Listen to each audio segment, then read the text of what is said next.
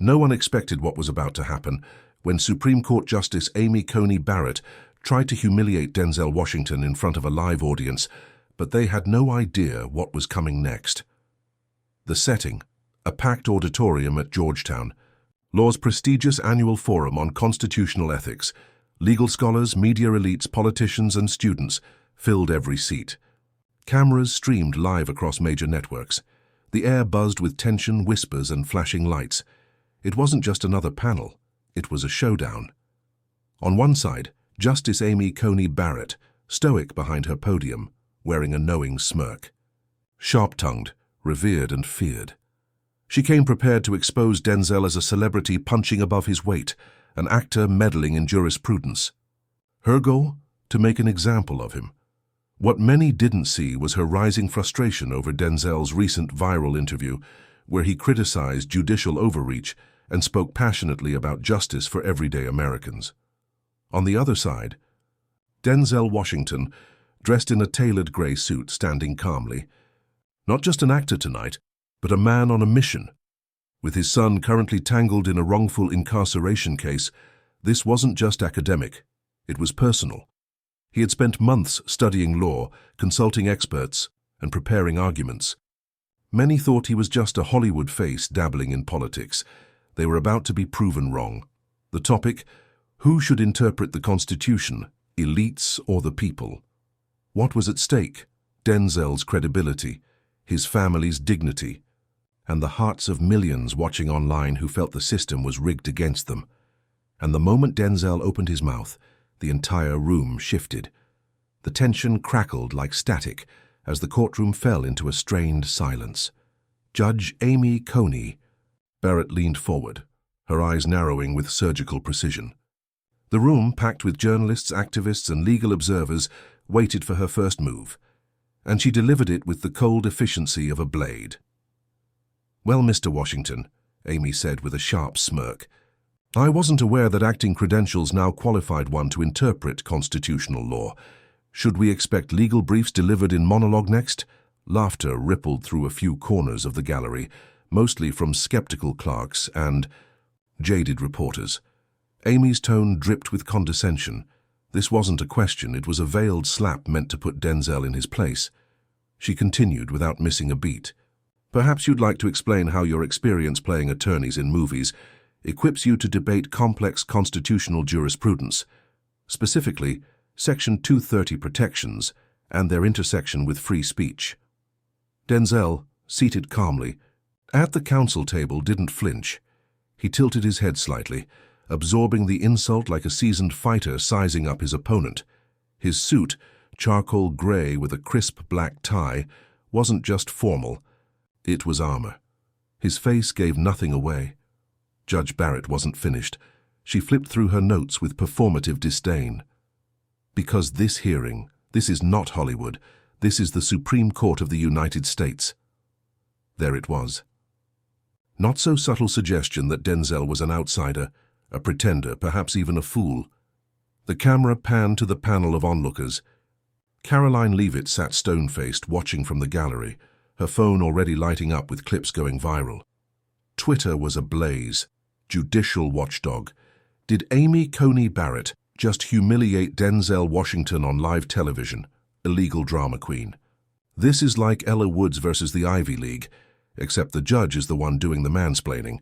Denzel's reputation, his credibility, his right to speak, all of it was being called into question. Amy was using every ounce of institutional power she had to discredit him before he even uttered a single argument. And she believed she had the upper hand, but she had no idea what was coming next. Denzel's first counterattack, calm, cool, calculated. Denzel didn't take the bait. He took a measured breath, adjusted the mic in front of him, and spoke with a voice that was calm but carried the weight of 1,000 performances soaked in truth and lived experience. "Your Honor," he began, "you're right, this isn't Hollywood, and I'm not here as an actor. I'm here as a citizen, as a father, and as someone who spent decades studying power from the outside, watching how it protects itself." The laughter stopped. He continued, each word sharper than the last. "It's easy to mock lived experience. when you've spent your entire career within ivory towers. But I'm not here to perform. I'm here to ask questions those towers have ignored. Gasps echoed from the gallery. He leaned in slightly, lowering his voice but increasing its intensity. Section 230. Free speech. You mentioned it, so let's talk about it. Because when you hide behind legal jargon, you ignore the real world. Consequences. Like my friend, banned from a platform for questioning pharmaceutical deals. Or my nephew, silenced for posting about police violence. That's not constitutional theory, Your Honor, that's reality. The air shifted. Amy raised an eyebrow, trying to mask the tightening in her jaw. Denzel wasn't folding. He was flipping to the table. Let's not pretend that every citizen who walks through these doors needs a JD to recognize injustice, Denzel added. The law was supposed to serve the people, not gatekeep truth from them. Audience reactions, cracks in the armor. A low hum of murmurs began to circulate in the courtroom. Clerks whispered to each other. Reporters leaned forward, scribbling furiously. Even a few skeptical justices exchanged glances. One legal analyst tweeted mid-hearing, "SCOTUS leaks." Denzel just turned Judge Barrett's sarcasm into a masterclass in courtroom composure. That wasn't a rebuttal. That was a checkmate delivered with grace. In a flash, Denzel's speech was being clipped, subtitled, and uploaded across TikTok, X, formerly Twitter, and YouTube. TikTok user, EO Truth Unfiltered. This is how you dismantle elitism. Denzel is a national treasure. Even Caroline Levitt, watching intently from the gallery, gave a slight nod. Something had changed. Amy knew it too. Her eyes flickered, not with defeat, but with surprise. She had expected fragility. She had found steel cliffhanger, but this was only round one. Amy Coney Barrett wasn't known for backing down, and what she did next wouldn't just aim to discredit Denzel, it would try to publicly break him. Judge Amy Coney Barrett wasn't used to being rattled, especially not by a man with no law degree, no judicial credentials, just a lifetime of commanding presence and unshakable integrity. But that's exactly what made Denzel Washington so dangerous. He didn't play by the establishment's rules, and now she was about to rewrite the rules entirely. With a flick of her pen, she summoned a thick binder from the clerk. She flipped through it dramatically, as if handling classified material before holding up a printed social media post. "Mr. Washington," she said, her voice suddenly razor-thin. "Do you recall this?" On the overhead screen, a tweet appeared. "The Constitution was written by people who didn't see me as a man, so forgive me if I don't worship their every word." Gasps rippled through the courtroom. Amy didn't stop there. "Would you say this statement, shared on your verified account, is consistent with the respect this court demands from its participants?" Her tone dripped with condescension, layered with accusation. "Or are you suggesting the law itself is invalid if it doesn't serve your personal narrative?" There it was, the trap. She had framed him as unpatriotic, radical, even dangerous. Amy leaned back in her chair, triumphant. She had shifted the conversation from constitutional theory to personal scandal. A classic power move. Paint the opponent as ungrateful, angry, irrational. The Whisper campaign practically began mid-air. A conservative blogger tweeted instantly, "Right cleric, Denzel Washington just disrespected the Constitution in front of SCOTUS, should have stayed in Hollywood." Cable news Chiron writers were already warming up their fingers. Amy doubled down. "You speak of justice, Mr. Washington, but your words suggest contempt for the very foundations of our republic. How can anyone take you seriously if you don't respect the law itself?" For a moment the courtroom held its breath. Cameras zoomed in, audience members whispered, and the heat in the room swelled with anticipation. Would Denzel crack under pressure? Would he stammer, apologize, retreat? He did none of that. Hero's second counterattack. A truth too powerful to ignore, Denzel slowly rose from his seat, buttoned his jacket and approached the podium, not to defend himself, but to dismantle the very premise of Amy's attack. "Your Honor," he said calmly, "thank you for highlighting that post. I stand by every word of it." Murmurs again. He turned to the screen behind him, now displaying the controversial tweet. "Yes, the Constitution was written by men who didn't consider me fully human.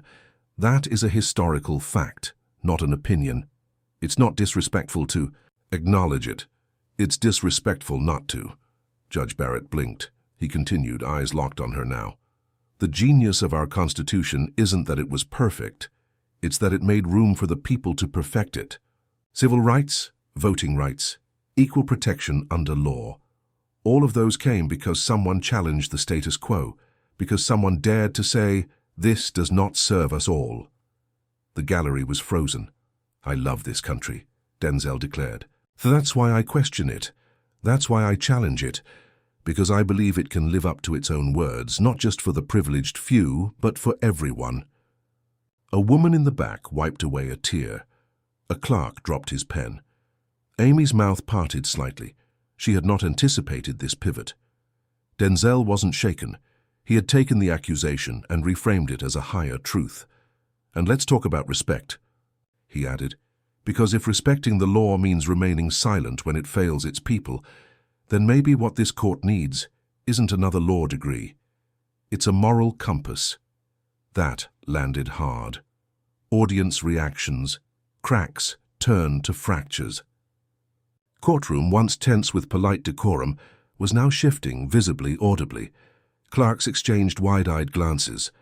Journalists began texting furiously. "Justice, Now TV. Denzel Washington just gave a history lecture so powerful it made a Supreme Court justice blink." Court cam live.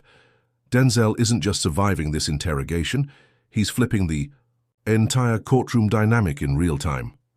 Caroline Leavitt, arms crossed in the gallery, leaned forward. Her face betrayed something rare, respect. Even Barrett's fellow justices appeared affected. One, Justice Sotomayor, subtly nodded. Another scribbled something and passed it down the bench. Amy was losing control, not just of the argument, but of the room. Cliffhanger Judge Barrett adjusted her collar.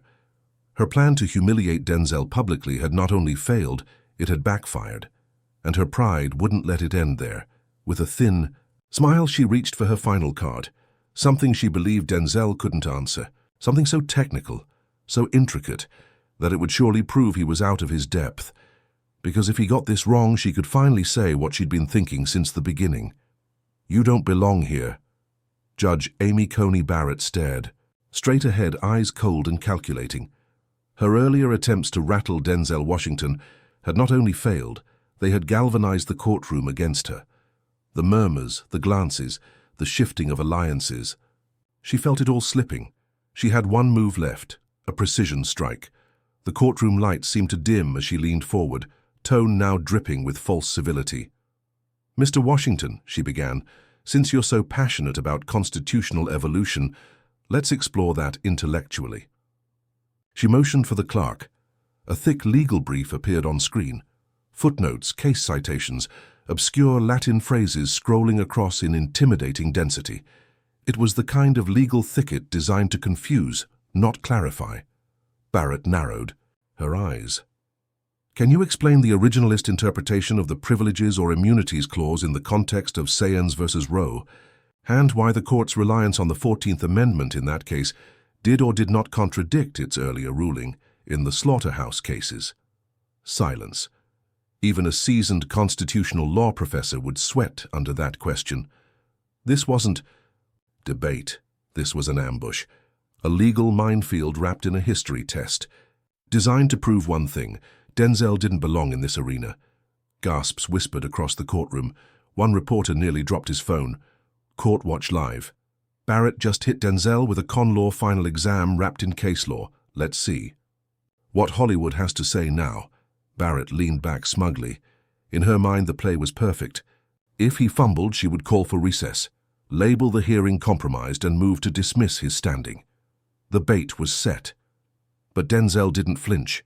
He just calmly adjusted the microphone. Hero's unexpected response. "Calm under fire." "Ah," Denzel said, nodding. "The old slaughterhouse trap. I've seen this movie before." A ripple of laughter broke through. Not mocking, but shocked. Had he just joked mid-question? He wasn't stalling. He was setting the stage. "Let me walk you through it, Your Honor. Slaughterhouse gutted the Privileges or Immunities Clause, everyone knows that. It narrowed the clause so severely that it became practically useless. forcing future courts to lean on the due process and equal protection clauses instead. Judge Barrett blinked. But in Sayans v. Roe, the court finally reinvigorated the clause, affirming a citizen's right to travel between states without penalty. It wasn't a contradiction. It was a correction. A moment when the court admitted the original ruling had been overly restrictive. He turned to the audience, then back to Barrett. It wasn't a betrayal of precedent. It was the Constitution healing itself. Silence. Then murmurs, scribbling, fingers frantically tapping phone screens, even a few audible gasps. Legal Drama HQ. Denzel just schooled Barrett on a clause 90% of America didn't even know existed. Barrett tried to interject, but Sayans never explicitly, "With respect, Your Honor," Denzel said smoothly. "You're playing semantics. The court didn't need to overturn Slaughterhouse directly. It just had to reclaim the language that was misinterpreted. That's the evolution I was speaking of earlier. Not disrespecting the Constitution, but watching it grow." Her mouth snapped shut. For the first time, she looked lost. Audience reactions. The room. Turns from the back rows, applause started. Hesitant at first, then building. Someone audibly said, "Damn." A law student stood to clap before realizing where they were. Cameras captured every angle. TikToks were being made in real time. Threads exploded on X. Precedent nerd. Barrett tried to bury Denzel under obscure constitutional law. Instead, he turned it into a masterclass. This man came prepared. Leave it live. Even Barrett's clerks look like they're Googling Sayans v. Roe right now. Even Caroline Leavitt, stone-faced in the gallery, nodded once, almost involuntarily. This wasn't just Denzel surviving. This was domination. The trap backfires. Barrett had miscalculated. She hadn't expected him to know the doctrine. Much. Less dissect it with surgical precision. And he hadn't just answered her question. He'd framed the entire debate in his moral narrative. She tried to pivot. "Well, that interpretation may be emotionally compelling, but it's certainly not universally accepted in academia." Denzel didn't hesitate. Neither was Brown v. Board when it first passed. Neither was Loving v. Virginia. Truth isn't a popularity contest, Your Honor. Sometimes the law has to catch up to justice. Applause again, louder. Justice Sotomayor smiled. Justice Thomas stared stone-faced, but he didn't interrupt. Barrett's composure faltered. Her fingers tapped the bench. Her eyes avoided his. She had set a trap and walked into it herself. Cliffhanger. The final bombshell. Denzel waited for the courtroom to quiet. Then he delivered a final blow that no one saw coming. "I'm no lawyer," he said, "but I've sat across from men who were told the Constitution wasn't written for them, and they still fought to defend it.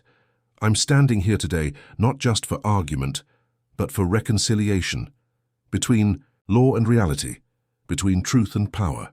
He turned directly to Barrett. "And if you think that kind of clarity requires a law degree, maybe it's time we re-examine who gets to speak in these rooms." Boom, the audience erupted. Camera flashes. Social media mayhem. Mic drop USA. Denzel Washington just challenged the entire legal gatekeeping establishment on live camera. "You can't script this better." Justice watchdog. Did Denzel just walk into the Supreme Court and own the originalists at their own game? "This is history." Barrett didn't respond. She couldn't. And then, just as the courtroom teetered on the edge of chaos, Denzel reached into his coat pocket. And just when everyone thought it was over, Denzel dropped a final bombshell. The Supreme Court had never felt like this. Electric. Divided. On the edge of something unprecedented, Judge Amy Coney Barrett, usually composed and unshakable, stared ahead. But her face betrayed the slip. Her jaw tightened. The subtle tap of her pen echoed in the silence. Her unbeatable challenge hadn't just failed, it had detonated in her hands. Denzel Washington, standing calmly in the center of the courtroom, had flipped the entire room. Not with anger, not with theatrics, with clarity, with conviction, and with a mastery no one, especially Barrett, saw coming. And now, she was cornered. Opponent begins to crack. under pressure. Barrett shuffled her notes. She avoided eye contact with Denzel. Her tone, once authoritative, now turned clipped, defensive. "Mr. Washington, this hearing is not about personal experiences or poetic speeches. We are here to evaluate constitutional interpretations, not emotional appeals." Denzel tilted his head, waiting. Calm. "So let's return to the actual legal framework," she added, her voice rising slightly. "Would you say that emotional rhetoric is a substitute for precedent? Are you suggesting the court should abandon textualism entirely?" It was a weak pivot, an attempt to regain footing, to box him into a radical position he hadn't taken. But the courtroom noticed the shift. Civic cameras. Barrett is scrambling. She just contradicted her own prior line of questioning. Denzel's presence is rattling her logic. Justice Kagan leaned in subtly. Justice Jackson raised a brow. Barrett continued, pressing fast. "Are you implying that the founders were wrong? That the Constitution should bend to modern feelings instead of standing firm on its original intent?" The question came out too fast, too strained. This wasn't confidence. This was damage control. Hero seizes the moment Denzel didn't blink. "With all due respect, Your Honor, I'm suggesting the Constitution isn't just a historical artifact. It's a living promise." He stepped forward now, not aggressively, but with gravitas. "You've asked me about emotional rhetoric, but I haven't offered emotion. I've offered examples, precedent, case law, and lived experience. All three matter." He turned, addressing the justices, then the audience. Behind him. "Because when the law forgets the people it's supposed to serve, it becomes performance, not protection." The room was still. Even Barrett's clerks were frozen. Denzel continued, voice firm. "You claim I've used emotion. But when I cited Sayans versus Roe, when I walked through Slaughterhouse, when I reminded you of how rights were denied and then restored, that wasn't emotion." He turned back to Barrett. "That was history. And if history makes us uncomfortable, maybe it's doing its job." Audience reactions. The turn is complete. You could feel it. The weight of the room shifted. No longer whispers, now heads were nodding. Law students glanced at one another in stunned agreement. Legal analysts near the back pulled off their glasses. SCOTUS wire. This hearing is slipping from Barrett's control. Denzel Washington is walking a razor's edge, and he hasn't missed a step. Equal justice now. Barrett just got fact-checked and morally outclassed by Denzel, and the crowd knows it. Justice Sotomayor leaned back, smiling quietly. Even. Justice Roberts, ever stone-faced, allowed the hint of a raised eyebrow, the kind that said, "This man is no amateur." Barrett's voice cracked slightly as she tried to interject again. Well, this hearing wasn't intended to become a public spectacle, but Denzel cut in, not rudely, but with unmistakable finality. "Then why is it being live-streamed?" "Your Honor?" A stunned pause, then gasps, chuckles, a low rolling laugh from somewhere in the gallery. Not mean-spirited, just real. Truth tracker. Mic drop. Barrett just walked into a wall of her own making. Denzel doubles down, direct. Appeal to the nation, he didn't stop there. He turned fully to the cameras, to America. "I didn't come here to win a debate.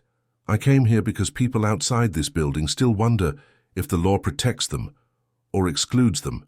He looked out at the audience. "I've seen kids grow up thinking justice was something they watch but never feel. And if I'm standing here, it's to remind them this system can evolve if we make it." Barrett tried one last jab. "That sounds dangerously close to judicial activism, Mr. Washington." He turned to her, unflinching. "Call it what you want. But the most dangerous thing in this room isn't activism. It's apathy." Another wave of applause. The gallery broke into murmurs of agreement. Some stood. Some wiped away tears. Barrett stared forward. She had lost control of the moment.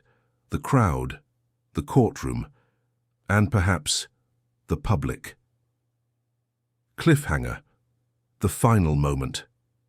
Of truth still awaits as the judges called for a short recess. The cameras stayed live. Barrett rose slowly, gripping the edge of her desk, her eyes locked with Denzel's for a brief second. Not in fury, but something closer to doubt. He gave a respectful nod. She didn't return it. She simply turned, walking toward the chambers, her robe brushing the floor with each deliberate step. Live from SCOTUS. Barrett leaves the bench in silence. Denzel just made legal history. But Denzel didn't sit. He remained standing, and as if the hearing wasn't over, because it wasn't. But the final moment of truth was still to come. The gavel sounded sharply as the courtroom resumed. Judge Amy Coney Barrett returned to her seat, composed but changed. The temperature in the room had shifted. She knew it. Everyone did. But Barrett wasn't done. Not yet. She straightened. Her spine adjusted her robe and leaned into the microphone with deliberate calm. Mr. Washington, I appreciate your impassioned testimony, but we are not here to be moved by monologues. This is a legal forum, not a film set. A murmur rippled through the audience. Court Watch Live. Whoa, Barrett just accused Denzel of acting. Desperation move? She wasn't finished. You say the law must serve the people, but courts serve the Constitution, not feelings, not performance, and certainly not celebrity grandstanding. Barrett was swinging wildly now. Mockery, deflection, and a not-so-subtle jab at Denzel's career. Perhaps next time you feel inspired to defend the Constitution, she added with a smug smile, you could do it in a script instead of this courtroom. Hero delivers the final word, silence. Denzel didn't flinch, didn't move. Then, slowly, he stepped forward, not toward Barrett, toward the bench, toward America. His voice was low, controlled, deadly precise. You're right, Your Honor, I am an actor. He paused, the room leaned in. I've spent my life stepping into the shoes of others, listening to their stories, living their pain, learning what moves people and what breaks them. He looked directly at her now. But what I've never done is pretend justice. Gasps. He walked slowly along the edge of the bench, voice gaining strength. Theater, Your Honor, requires truth. Audiences know when you're faking it. You can't lie to them. But the law? The law pretends all the time. Barrett's eyes narrowed. She started to speak, but Denzel raised his hand gently. You called me a performer. Fine. But every time a judge quotes the Constitution while ignoring the people it abandoned, that's performance. The room was frozen. No one breathed. Every time precedent is used as a shield against progress, not a sword for justice, but that's performance.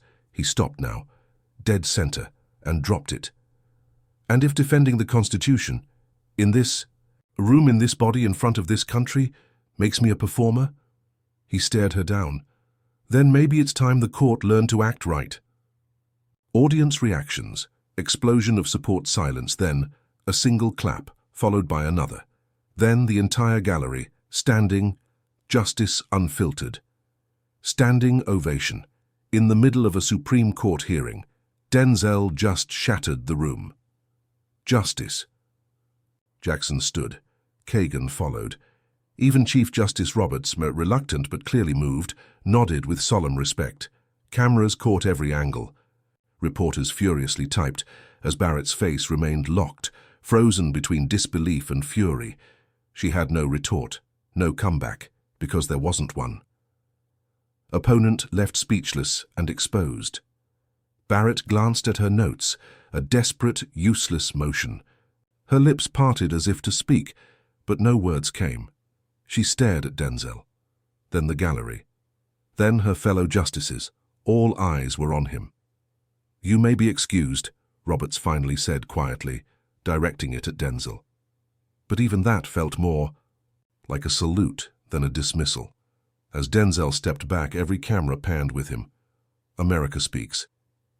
He didn't just win the debate, he redefined what justice sounds like. Barrett remained seated, her authority intact, but her credibility shattered.